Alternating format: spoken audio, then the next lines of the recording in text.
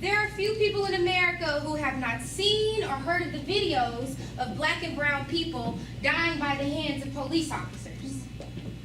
The state will show that for most white people, the weapon of choice to exercise their racial bias, to control and uphold the historical narrative of whiteness, is 911, premeditated.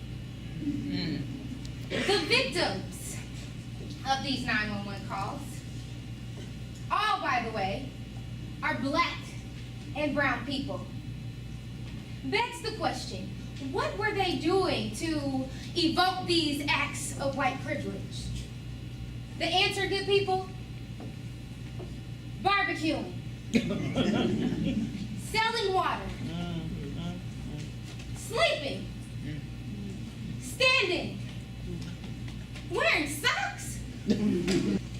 How many times has a crime not been solved because someone did not come forward and say, yes, I did in fact see an unfamiliar car parked, but instead they went about their own business. And the state is asserting that my clients see the world through a homogenized view. And when black or brown people come into view, their goal is to edit them out using 911.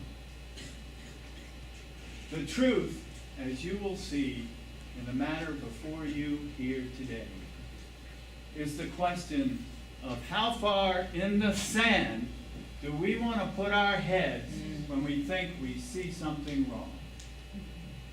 Dr. Colin, you've gone over the files of the defendants of the 911 callers. After reviewing their file, you concluded their actions fall under the guidelines of white fragility.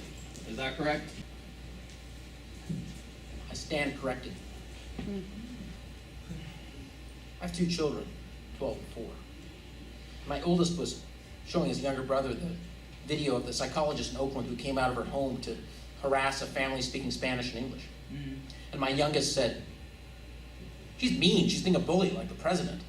And I snatched the iPhone out of his hand and reprimanded my oldest for showing his younger brother the video as if he had been showing him porn.